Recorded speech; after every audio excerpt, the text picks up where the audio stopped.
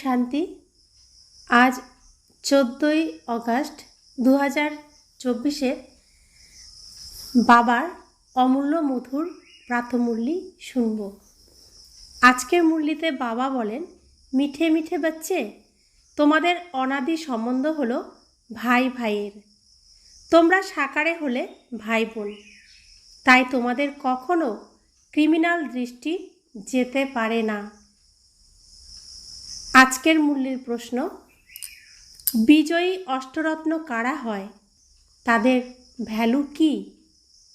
উত্তর, যাদের মনেও কোনো ক্রিমিনাল খেয়াল থাকে না, সম্পূর্ণ সিভিল আই, তারাই অষ্টরত্ন হয়, অর্থাৎ কর্মাতীত অবস্থা প্রাপ্ত হয়। তাদের ভ্যালু এত অধিক হয় যে কারোর উপর যদি গ্রহের দোষ আসে তাহলে তাদের অষ্টরত্নের আংটি ধারণ করানো হয়। মনে করা হয় যে এতে গ্রহের দোষ মুক্ত হবে। অষ্টরত্ন যারা হয় তারা দূরদর্শী বুদ্ধি হওয়ার কারণে নিরন্তর ভাই ভাইয়ের স্মৃতিতে থাকে। তারা সবসময় আত্মিক স্থিতিতে থাকে। আত্মা আত্মা আমরা ভাই ভাই এই স্থিতিতেই থাকে। শরীরের দিকে তাদের নজর থাকবে না। শরীরে আমরা ভাই বোন হই, কিন্তু আত্মা আত্মা আমরা প্রত্যেকে ভাই ভাই। তারা সবসময় ভাই ভাইয়ের দৃষ্টিতেই দেখবে। ওম শান্তি। আত্মারূপী রুহানি বাচ্চারা জানে ওদের নাম কি? ব্রাহ্মণ, ব্রহ্মা কুমার আর ব্রহ্মা কুমারী অনেকই আছে। এতে সিদ্ধ হয় যে এরা অ্যাডপ্টেড চিলড্রেন, কেননা এরা একই বাবার বাচ্চা। তাহলে অবশ্যই এরা অ্যাডপ্টেড। তোমরা ব্রহ্মা কুমার কুমারীরাই হলে অ্যাডপ্টেড চিলড্রেন।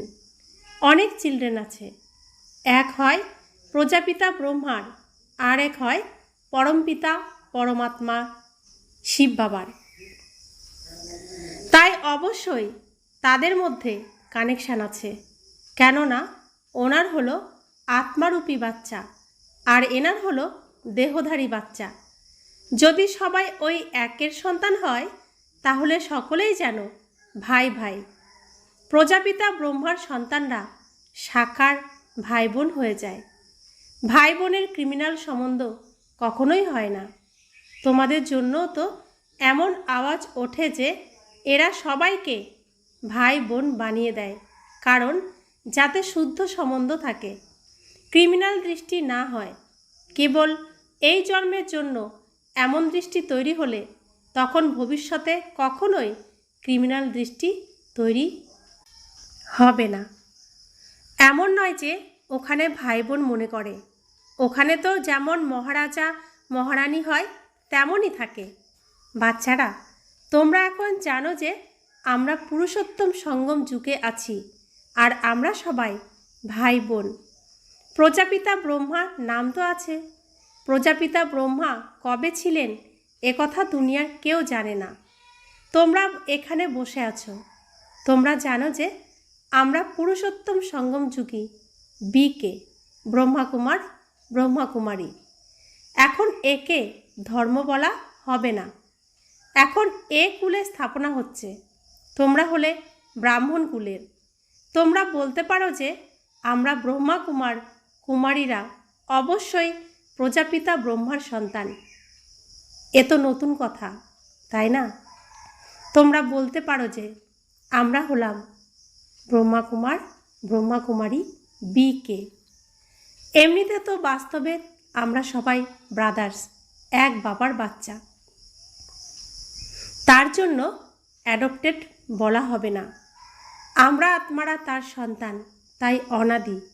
ওই পরমপিতা পরমাত্মা সুপ্রিম সোল, আর কাউকেই সুপ্রিম অক্ষর বলা যাবে না। একমাত্র পরমপিতা পরমাত্মাকেই সুপ্রিম বলা হয়, কারণ তিনি সদা পবিত্র, সম্পূর্ণ পবিত্র। সুপ্রিম বলা হয় সম্পূর্ণ পবিত্রকে। এমন বলা যাবে না যে সকলের মধ্যেই পিউরিটি আছে। পিউরিটি মানুষ শেখে এই সঙ্গম যুগে। তোমরা পুরুষোত্তম সঙ্গম যুগের নিবাসী। যেমন কলিযুগের নিবাসী, সত্যযুগের নিবাসী বলা হয়। সত্যযুগ কলিযুগকে অনেকেই জানে। যদি বুদ্ধি দূরদর্শী হয় তাহলে বুঝতে পারবে।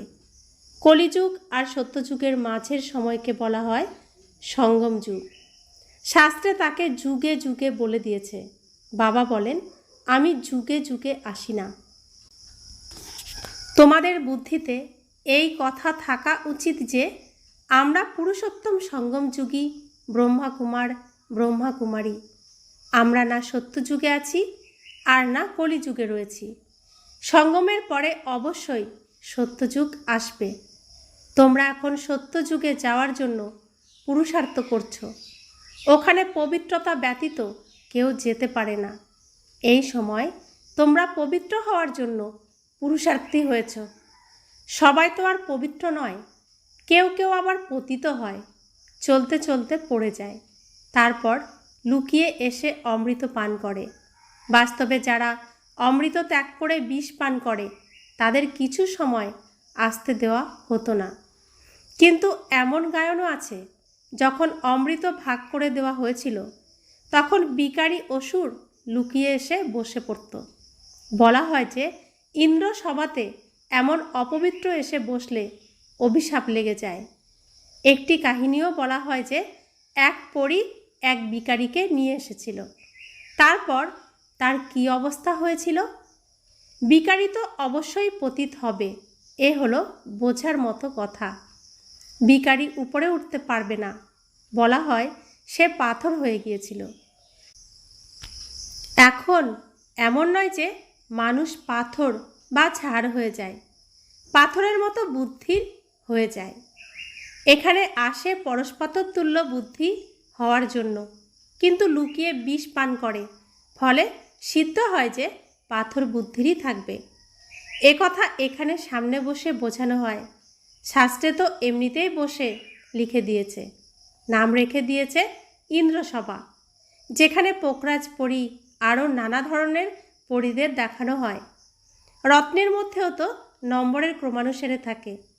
কোনোটা খুব ভালো রত্ন, আবার কোনোটা কম, কোনোটার ভ্যালু কম, আবার কোনোটার অনেক বেশি। নবরত্নের আংটিও অনেকেই তৈরি করে, অ্যাডভার্টাইজ করে। নাম তো রত্নই, এখানেই তো বসে আছে। কিন্তু এদের মধ্যেও বলা হবে এ হলো হীরা, এ পান্না, এ মানিক। পোকরাজও বসে আছে। এ রাত দিনের তফাৎ। এদের ভ্যালুর মধ্যেও অনেক তফাৎ হয়ে যায়। এভাবেই আবার ফুলের তুলনাও করা হয়। ফুলের মধ্যেও ভ্যারাইটি আছে। বাচ্চারা জানে যে কোন কোন ফুল আছে। ব্রাহ্মণীরা পান্ডা হয়ে নিয়ে আসে, তারা খুব ভালো ফুল হয়। কোনো কোনো স্টুডেন্টস তো বোঝানোর জন্য খুব ভালো তীক্ষ্ণ হয়। বাবা ব্রাহ্মণীদের ফুল না দিয়ে ওদের দেবেন। যারা শেখায় তাদের থেকে এদের মধ্যে খুব সুন্দর গুণ থাকে। কোনো বিকার থাকে না। কারোর মধ্যে অবগুণ থাকে, ক্রোধের ভূত, লোভের ভূত। তাই বাবা জানেন যে এ হলো ফেভারিট, মন পছন্দ পান্ডা, এ হলো সেকেন্ড নম্বরে। কোনো কোনো পান্ডা এত ফেভারিট হয় না, যত জিজ্ঞাসু যাদের নিয়ে আসে তারা ফেভারিট হয়। এমনও হয় যে যে শেখায় সে মায়ার ফেরে এসে বিকারে চলে যায়। এ যেন এমন যে অনেককে পাঁক থেকে বের করে, আবার নিজেই পাঁকে আটকে মরে যায়। মায়া খুবই জোরদার। বাচ্চারাও বোঝে যে ক্রিমিনাল আই খুব বড় ধোকা দেয়। যতক্ষণ ক্রিমিনাল আই আছে, ভাই বোনের ডাইরেকশান পেয়েছ, তাও চলতে পারবে না। সিভিল আই পরিবর্তন হয়ে ক্রিমিনাল আই হয়ে যায়। ক্রিমিনাল আই যখন ভেঙে সম্পূর্ণ সিভিল আই হয়ে যায়, তখন তাকে বলা হয় কর্মাতীত অবস্থা। নিজের এতটা পর্যবেক্ষণ করতে হবে একত্রে থাকাকালীন বিকারের দৃষ্টি যেন না আসে। এখানে তোমরা ভাই বোন হয়ে থাকো, তোমাদের মাঝে জ্ঞানের তরোয়াল থাকে। আমাদের তো পবিত্র থাকার দৃঢ় প্রতিজ্ঞা করতে হবে, কিন্তু তাও অনেকে লিখে থাকে বাবা আকর্ষণ এসে যায়। প্রকৃতপক্ষে সেই অবস্থা এখনও দৃঢ় হয়নি। পুরুষার্থ করতে থাকে যাতে এমন আর না হয়। যখন একদম সিভিল আয় হয়ে যাবে তখনই বিজয় লাভ করতে পারো।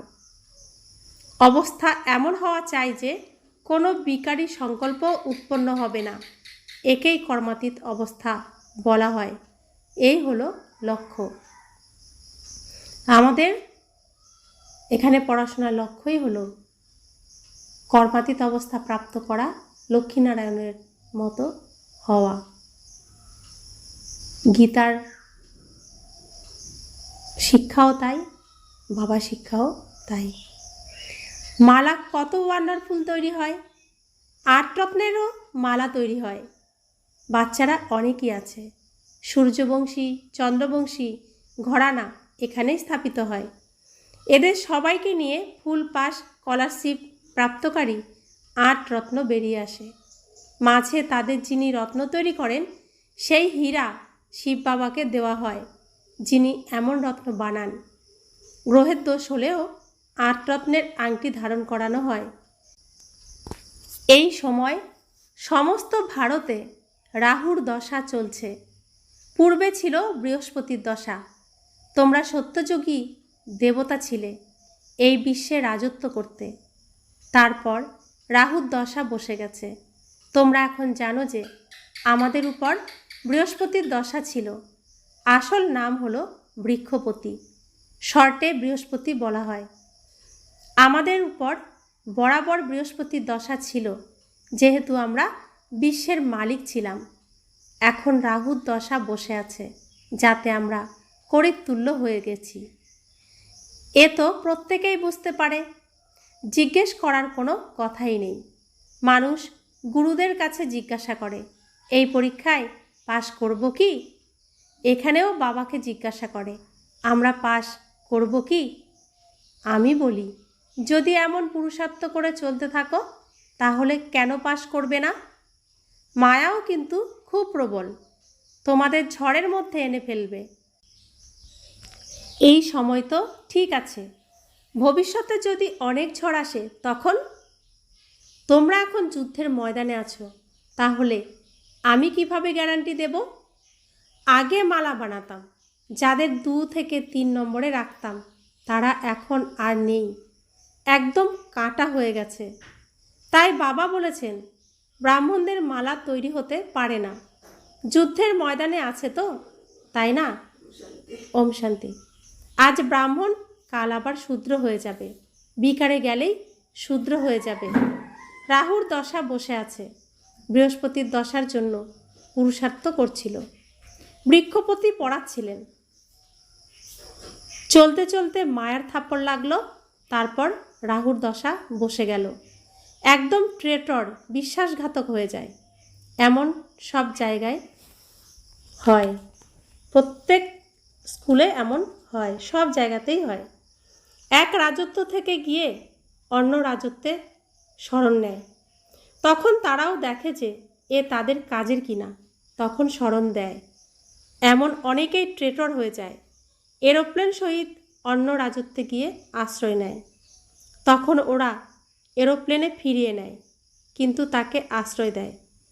এরোপ্লেনকে তো আর শরণ দেয় না, সে তো তাদের প্রপার্টি, তাদের জিনিস তাদের ফিরিয়ে দেয়। বাকি মানুষ মানুষকে শরণ দেয়। বাচ্চারা, তোমরা এখন বাবার কাছে তার শরণে এসেছো। তোমরা বলো, আমাদের মান রাখো। দ্রৌপদী ডেকেছিল, আমাকে এ নগ্ন করছে, পতিত হওয়ার হাত থেকে আমাকে রক্ষা করো। সত্যযুগে তোমাদের কখনো সম্ভ্রমহানি হয় না। সেই যুগকে সম্পূর্ণ নির্বিকারী দুনিয়া বলা হয়। ছোট বাচ্চারা নির্বিকারীই হয়। ইনি গৃহস্থ জীবনে থেকে সম্পূর্ণ নির্বিকারী থাকেন। যদিও স্ত্রী পুরুষ একই সাথে থাকেন, তবুও নির্বিকারী থাকেন। তাই তো বলা হয়, আমরা নর থেকে নারায়ণ আর নারী থেকে লক্ষ্মী তৈরি হচ্ছি। সে হলো নির্বিকারী দুনিয়া, ওখানে রাবণ থাকে না। সেই দুনিয়াকে রামরাজ্য বলা হয়। রাম শিব বাবাকে বলা হয়। রাম নাম জপ করার অর্থই হলো বাবাকে স্মরণ করা। রাম রাম যখন বলে তখন বুদ্ধিতে নিরাকারই থাকে। মানুষ রাম রাম বলে সীতার নাম করে না, রাম রামই বলে, সীতার নাম জপ করে না। তেমনি শ্রীকৃষ্ণের নাম নেয় কিন্তু রাধার নাম বলে না। এখানে বাবা হলেনই এক, তিনি বলেন মাম একম স্মরণ করো। তো বাবা যে বলছেন রাম রাজ্য, কোন রাম? রাম কয় প্রকারের? 4 প্রকারের। কি কি রাম? কোন কোন রাম? দিলারাম বাবা, হুম হুম। আর পিতার নাম রাম হয় আর সন্তানের নামও রাম হয়। পিতা যদি সীতারাম হয় আর সন্তান দয়ারাম, কেদারাম, কত রাম নাম রাখে না? তো 4 প্রকারের হলো না। স্বয়ং ভগবান রাম যিনি আমাদের হৃদয়কে আরাম দেন, তাই তিনি দিলারাম বাবা, ত্রেতা যুগে রাম। আর এই লৌকিক দুনিয়াতে পিতার নামও রাম হয় আর সন্তানের নামও রাম। তো 4 প্রকারের রাম হয়। তা আমরা কোন রামকে জপ করি? কোন রামের কথা বলি? পরমাত্মা দিলারাম, পরমাত্মা দিলারাম না জেনে রাম নাম। কৃষ্ণ আর রাম। হুম। তো বাবা বলছেন ছোটবেলার রাধা কৃষ্ণ তো ভাই বোন ছিলেন না, তারা পৃথক রাজত্বে বাস করতেন। বাচ্চারা তো শুদ্ধই হয়। বাবাও বলেন বাচ্চারা ফুল, ওদের মধ্যে বিকারের দৃষ্টি থাকে না। যখন বড় হয় তখন দৃষ্টি অশুদ্ধ হয়, তাই বালক আর মহাত্মাকে সমান বলা হয়। বরং বাচ্চা মহাত্মার থেকেও উচ্চ। মহাত্মা তবুও তো জানে যে আমি ভ্রষ্টাচারের দ্বারা জন্ম নিয়েছি। ছোট বাচ্চাদের এই কথা জানা থাকে না। বাচ্চারা বাবার হয়ে গেল আর উত্তরাধিকার তো আছেই। তোমরা বিশ্বের রাজধানীর মালিক হও, এ কালকের কথা, তোমরা বিশ্বের মালিক ছিলে। তো সত্যযুগ পার করে এসেছি আমরা। সত্যযুগে সমস্ত দেবী দেবতারাই বিশ্বের মালিক ছিল। যেমন শ্রীকৃষ্ণ মালিক ছিল, তার রাজ্যের প্রত্যেকেই মালিক ছিল। তোমরা এখন আবার তেমন তৈরি হচ্ছ। তো এই বিশ্বের মালিক হওয়ার জন্য আমরা এখন তৈরি হচ্ছি। তোমাদের এত প্রাপ্তি হয়, তাই স্ত্রী পুরুষ ভাই বোন হয়ে যদি পবিত্র থাকে, এ আর কি বড় কথা? কিছু তো পরিশ্রমও করা চাই, তাই না? হ্যাঁ, পুরুষার্থের নম্বর অনুসারে তোমরা এখন বৃহস্পতির দশাতে যাও। স্বর্গে তো যাই, কিন্তু পড়ার দ্বারা কেউ উচ্চপদ প্রাপ্ত করে, কেউ মধ্যম, কেউ ফুল তৈরি হয়, কেউ আবার অন্য কিছু তৈরি হয়। এ তো বাগিচা, তাই না? এখানে যত আত্মা আসে প্রত্যেকে এক একটা ফুল। আর ভগবান তিনি হচ্ছেন এই বাগানের মালিক, আর ব্রহ্মা বাবা তিনি হলেন মালি। তিনি বাগান রক্ষণাবেক্ষণ করেন, দেখাশোনা করেন, কেয়ারটেকার। তো বাবা বলছেন তখন পদও তেমনি প্রাপ্ত করবে। এমন ফুল হওয়ার জন্য তোমাদের খুব পুরুষার্থ করতে হবে। তাই বাবা ফুল নিয়ে আসেন বাচ্চাদের দেখানোর জন্য। তা আমাদের কোন ফুল হতে হবে? গোলাপ ফুলের মতো হওয়ার চেষ্টা করতে হবে। বাগিচাতে অনেক প্রকারের ফুল হয়। সত্যযুগ হলো ফুলের বাগিচা, আর এ হলো কাঁটার জঙ্গল। সত্যযুগে সবাই এত সুন্দর যে সবাই সবাইকে সুখ দেয়, আর এখানে এমন কাঁটা সবাই সবাইকে দুঃখ দেয়। এমন কথা বলবে যে চোখের জল বেরিয়ে আসে, এমন খোঁচা দেবে কাঁটা। তো এখানে প্রত্যেকেই কাঁটা, আর সত্যযুগে সবাই ফুল।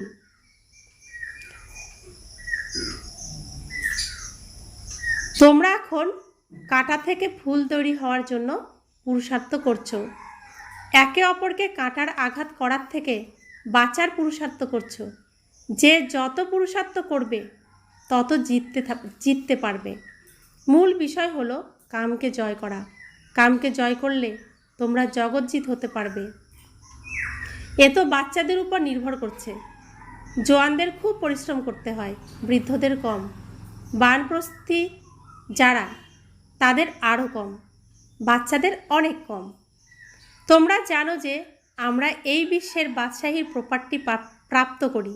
তার জন্য এক জন্ম যদি পবিত্র থাকি তাহলে কি ক্ষতি? ওদের বলা হয় বাল ব্রহ্মচারী। তারা অন্ত পর্যন্ত পবিত্র থাকে। যারা পবিত্র হয়েছে বাবার প্রতি তাদের আকর্ষণ থাকে।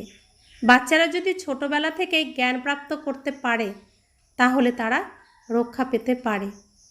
তো আমরা সত্যযুগ থেকে কলিযুগ পর্যন্ত সংসারই করে এসেছি। তো বাবা বলছেন এই অন্তিম সময় তুমি ওই কাঁটার জঙ্গল থেকে তোমাকে আমি ঈশ্বরীয় কুলে এনেছি ফুল তৈরি করার জন্য, তো তুমি বাবার ঘরে চলে এসেছো। তো এখানে যে তোমার জন্ম হয়েছে, তো একটা জন্মই তুমি সম্পূর্ণ বিকারকে ত্যাগ করবে, নির্বিকারী হবে, তবেই নির্বিকারী দুনিয়ায় তুমি যেতে পারবে। তো সত্যযুগ থেকে কলিযুগের এই যে অন্তিম সময় পর্যন্ত আমরা সংসার করে এসেছি, আর এতটুকু সময় কি বাবার ঘরে থাকতে পারবো না বাবার সন্তান হয়ে? তো আমরা এখানে প্রত্যেকে জন্মগ্রহণ করলে প্রত্যেকে ছোট শিশু হয়ে যায়, তাই তো, নতুন জন্ম এখানে।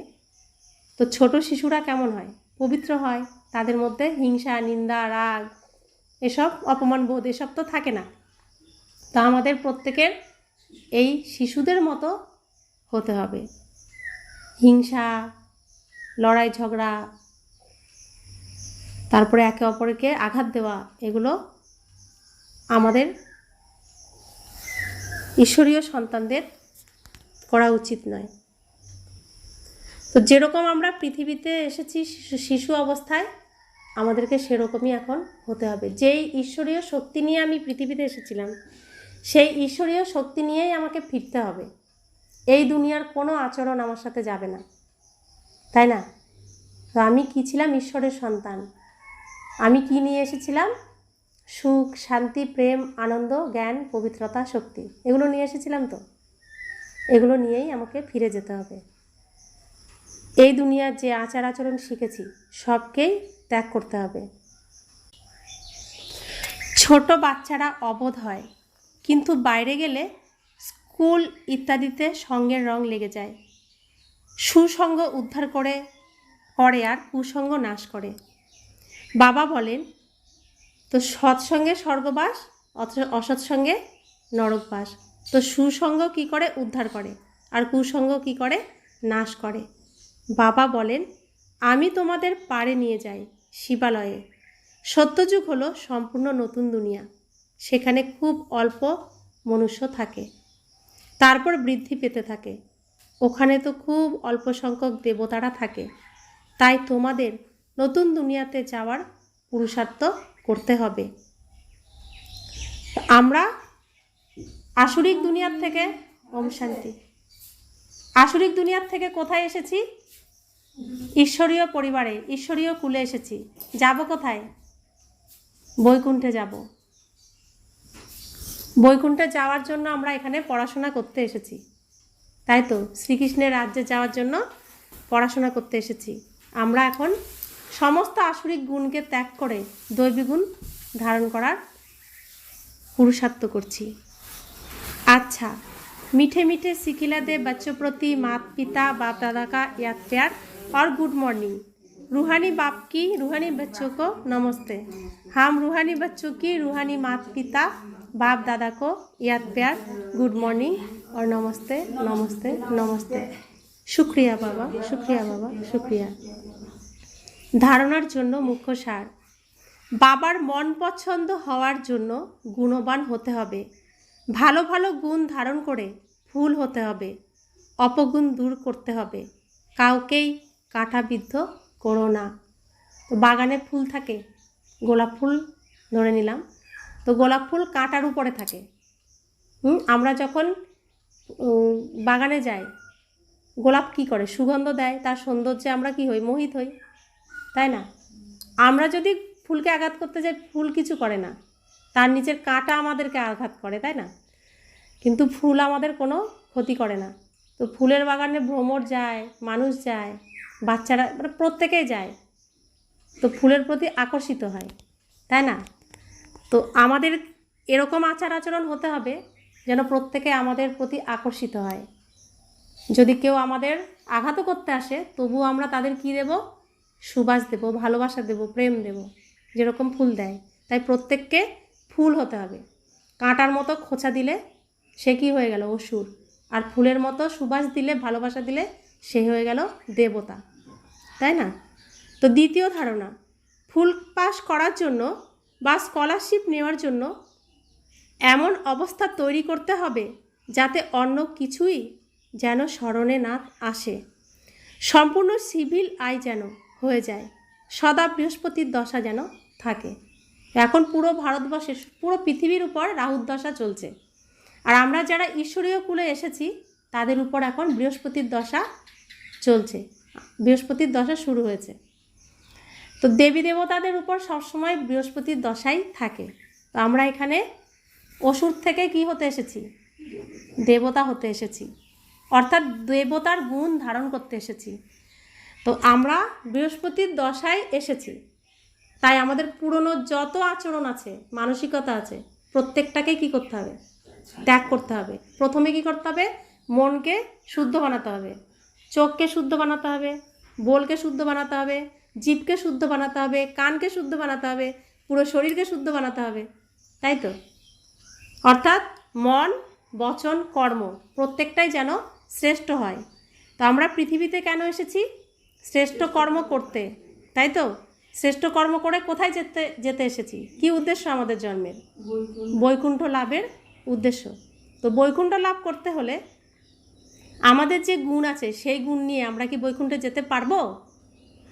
বৈকুণ্ঠে যেতে গেলে শ্রীকৃষ্ণ সমান হতে হবে, আর শ্রীকৃষ্ণ সমান হতে গেলে এই দুনিয়ার সমস্ত আচরণকে ত্যাগ করতে হবে, শ্রীকৃষ্ণের আচরণকে নিজে ধারণ করতে হবে, তবে আমি শ্রীকৃষ্ণের দুনিয়ায় যাওয়ার উপযুক্ত হব।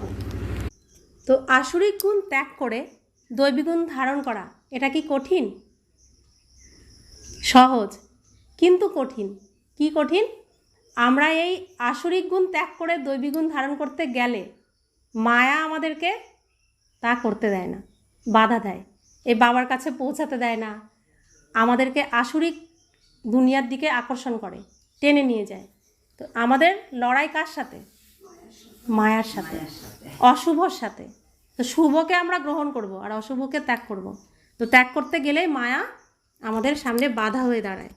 তো মায়ার সাথেই আমাদের লড়াই, অর্থাৎ আমাদের মনের দুর্বলতাগুলিই হলো মায়া।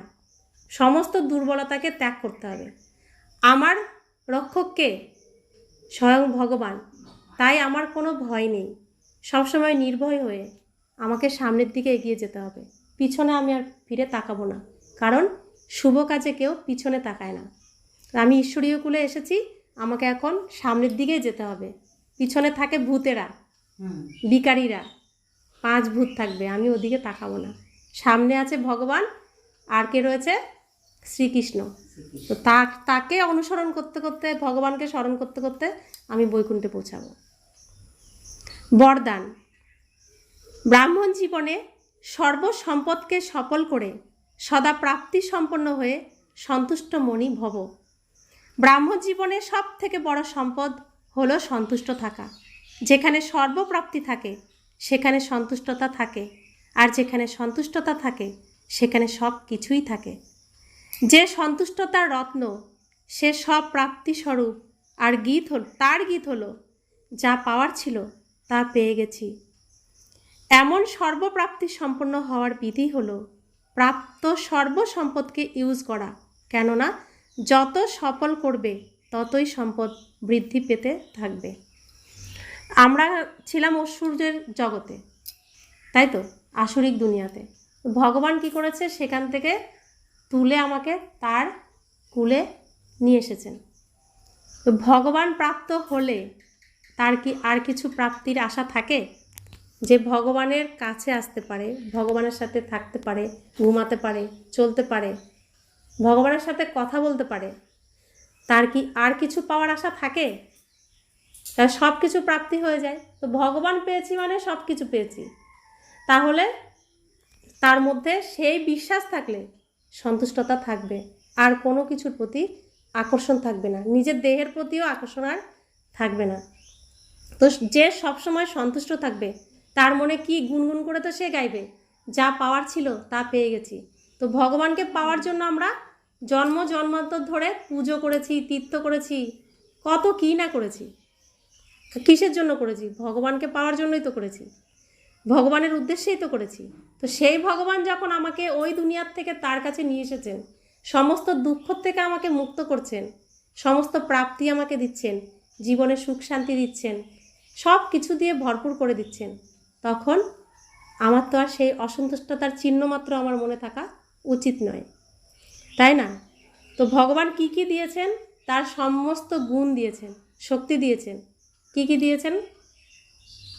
সুখ, শান্তি, শান্তি, আনন্দ, আনন্দ, প্রেম, জ্ঞান, জ্ঞান, জ্ঞান, পবিত্রতা, পবিত্রতা, শক্তি, আর অষ্টশক্তি দিয়েছে না? কি কি? অষ্টসামাজিক শক্তি, আস্থতা, পরক শক্তি, নির্ণয় শক্তি, বাংলাতে বলি, গুটিয়ে নেওয়ার শক্তি, সহন শক্তি, সমানোর শক্তি, পরক শক্তি, নির্ণয় শক্তি, নিম্নশক্তি, সমানোর শক্তি, অর্থাৎ পালনা দেওয়ার শক্তি, সহযোগের শক্তি, আর বিস্তারকে সারে আনার শক্তি, অষ্টশক্তি। যে এই 8টা শক্তিতে সমৃদ্ধ আর 7 গুণে ভরপুর পরিপূর্ণ, তার কখনো কোনো অভাব থাকবে না, তার কখনো কোনো দুঃখ থাকবে না। তো এইগুলো শুধু শব্দ নয়, এগুলো এক একটা বড় সম্পদ, অস্ত্র, তাই না? তো এইগুলোকে যে অর্জন করতে পারবে, তার কোনো ক্ষতি কোনো দিন কেউ করতে পারবে না। ভগবান এগুলো আমাদের বরদান দিয়েছেন, তাই না? স্লোগান: হরিবংশ তাকেই বলা হয় যে সদা সদ্গুণরূপী মুক্ত চয়ন করে, অপগুণরূপী কাকর নয়। তো হরিবংশ অর্থাৎ রাজহাঁস। রাধা, তো সরস্বতীর বাহনকে রাজহাঁস। তো সরস্বতীর, এই যে সরস্বতীর বাহন রাজহাঁস কেন দেখানো হয়? কারণ আমরা রাজহাঁসের মতো। রাজহাঁস কি করে? রাজহাঁসকে যদি রাজহাঁসের সামনে মুক্ত দেওয়া হয়, কাঁকড় দেওয়া হয়, কাঁচের রত্ন দেওয়া হয়, মানে কাঁচের ডিজাইনেরও, তো সে কিন্তু ওই অরিজিনাল আসল মুক্তটাই নিয়ে নেবে, ওই নকলগুলো নেবে না। আর রাজহাঁস কখনো নোংরা থাকে না, সব সময় পরিষ্কার পরিচ্ছন্ন, পাটা কোনো সময় কাদা থাকবে না, নোংরা থাকবে না। তো জলে বকও থাকে, বকও সাদা, আবার রাজহাঁসও থাকে। দুজনের মধ্যে পার্থক্য কি? বকও সাদা, রাজহাঁসও সাদা। কাদার মধ্যে পোকা বক গিয়ে দাঁড়াবে কোথায়?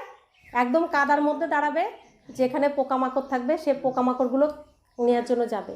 আর রাজহাঁস সবসময় পরিষ্কার পরিচ্ছন্নতা যাবে, পরিষ্কারের মধ্যে থাকবে, আর সবসময় মুক্ত চয়ন করবে, নোংরা কখনোই ছোবে না। তো একই জলে 2 রকম আছে। তো আমরাও এই পৃথিবীতে এই বিশেষ দুনিয়ায় রয়েছি, এখানে সব কিছু আছে। তো আমি এখান থেকে বেছে বেছে নিজের জন্য কী নেব, সেটা সম্পূর্ণটাই আমার চয়েস। আমি রাজহাঁস হব না বক হব, কোনটা হবে?